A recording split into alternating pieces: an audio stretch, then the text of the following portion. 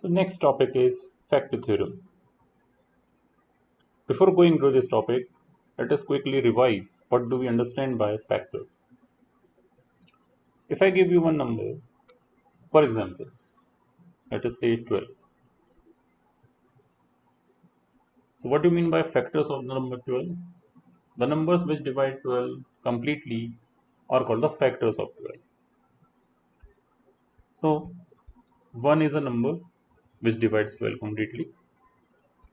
2 is a number which divides 12 completely. Similarly, I have 3, 4, 6, and also 12 can divide 12 itself. So all these 6 numbers, these are called factors of 12. I'm talking about plus. Okay, you can introduce plus minus sign here because minus 4, minus 6, minus 12, minus plus minus, and all these negative numbers are also the factors which divides 12 completely. Okay. Now, if we extend this phenomena of factors, this term to factors in the field of polynomials, so what it says that if I get any polynomial which divides the given polynomial completely, I can term that polynomial as a factor. So what it says that if x minus a is a factor of px, this linear polynomial, if it is factor of px, that means it is dividing the polynomial px completely, right? And if something is dividing something, that means the remainder is 0. So it says that PA is 0. So as you can see here, if you can recall remainder theorem, this PA, by putting x minus a equal to 0, I obtain the value of x is equal to a. We put a back to PA in the polynomial. So this PA is your remainder. And if this remainder is 0, that means this x minus a is dividing px completely. So I have a special term for this linear polynomial. I call this as a factor of px, right? Second statement says that if I am obtaining remainder as 0 by putting some number a in the polynomial, I am repeating, if I am obtaining remainder as a 0 by putting one number a in the polynomial, then I would say that x minus a is a factor of px. I am putting plus a in the polynomial, factor I will call as x minus a. Because if you go in reverse direction, if you recall remainder theorem, what it says that first step was that we put x minus a equal to 0 to get x equal to plus a. Now I'm reading reverse that by putting this x equal to a in the polynomial, I'm obtaining remainder as 0. That means x minus a has to be the linear polynomial. Okay, so it is nothing new, it is just an extension, further extension of remainder theorem with a special case that remainder is coming out to be 0. Okay, so if the remainder is coming out to be 0 by putting some value, then x minus that value will be one factor. Okay, so the second of these results is called the factor theorem. Now the question that comes in factor theorem in our exam of ASA level is to solve some cubic equations. First it will ask to factorize completely, then it will ask to solve the equation. Okay, so what type of question comes is, let us take one example. It says that we have to find out the factors of this cubic polynomial, and hence we have to solve the equation px equal to 0, right? So first step is finding out a linear factor, okay, which can divide this or completely. Okay, that linear factor can be found out only by looking a value, a number, such that value of the polynomial at that number should be 0. Then only I can say that I have find out one factor of the type x minus a, which can completely divide this px, polynomial px. So what that number a will be, the main task in this question is this only. I mean the very first step, a very important step. So how to find out this value a?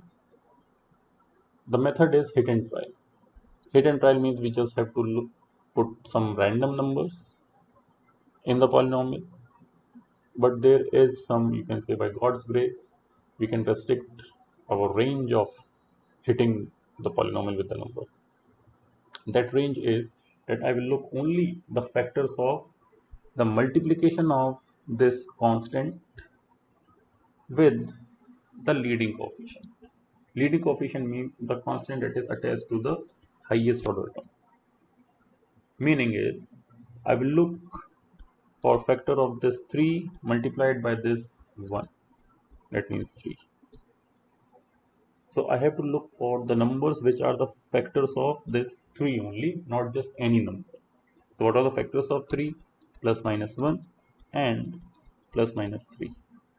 These are the 4 values which I need to find out, which I need to put in the polynomial to find out whether value of the polynomial p is coming out to be 0. This we have to do. So I will start by putting value as value 1 in the polynomial. So p of 1 is 1 cube minus 1 square minus 5 into 1 minus 3. This is 1 minus 1 minus 5 minus 3, and yes, you can see this is minus 8, which is not coming out to be 0. So I can surely say that x minus 1 is not a factor. X of minus 1 is not a factor. Okay, so what we can do, let us put second value is minus 1. So if I put minus 1,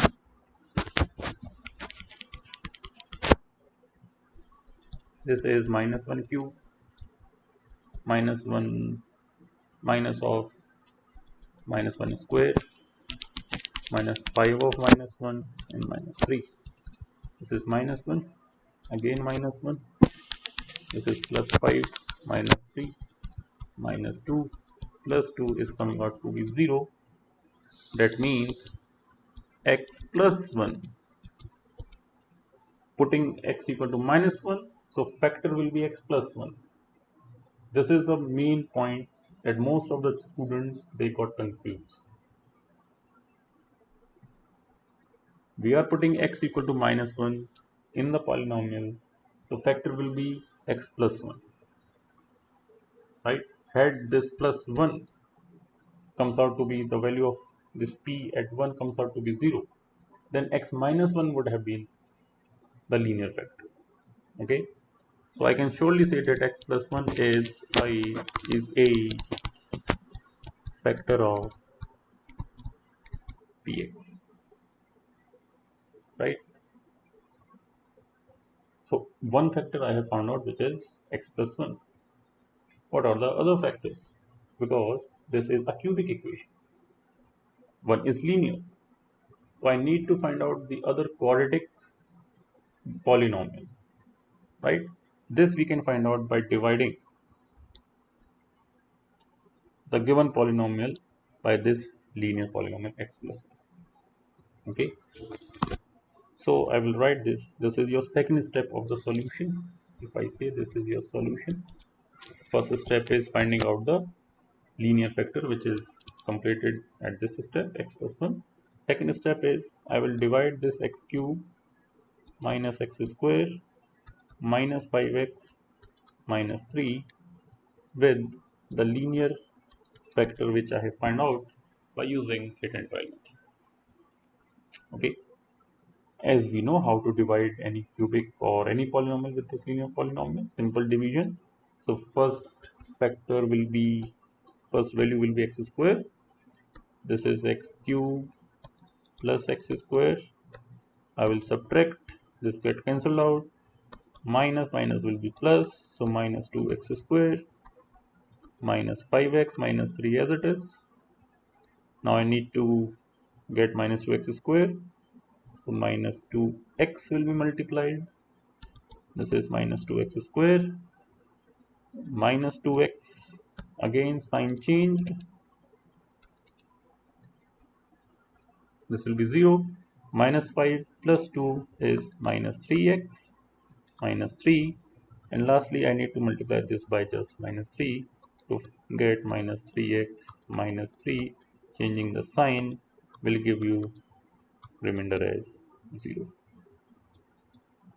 Okay, so my another second quadratic factor is second factor will be x square minus 2x minus 3, which is a quadratic polynomial. Okay, so the given polynomial now can be written as that original polynomial x cube minus x square minus 5x minus 3 is equal to the linear polynomial x plus 1 into x square minus 2x minus 3, right? Let us take another page. So x cube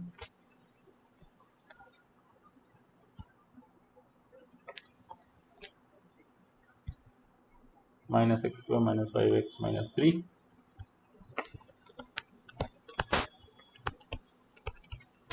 can be written as x plus 1 into x square minus I think 2x, yes, minus 3. Okay, this quadratic polynomial can be further factorized as x plus 1 as it is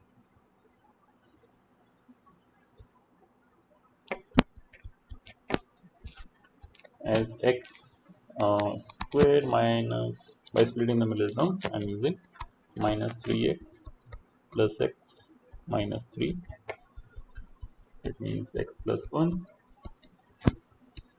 x into x minus 3 minus 1 x minus 3 plus 1, sorry. So x plus 1, x plus 1 and x minus 3. Okay, so I have one factor as minus 1, another factor as x plus 1, sorry, one factor is x plus 1, again this is x plus 1, and third factor will be x minus 3. So here I have two same factor as x plus 1 into x minus 3. Okay, in the second part it is saying that we have to solve this cubic equation. That means if I put this equal to 0, I will get roots as minus 1 and plus 3. Okay, so if we are able to find out, factorize a given polynomial of any degree, we can solve the equation. Okay, so solving this equation will give you just 1 mark. Okay, the main thing is finding out the first linear factor and then factorizing it further to find out the remaining factors. Equation can be solved by just putting this polynomial equal to 0 in the factorized form. Okay.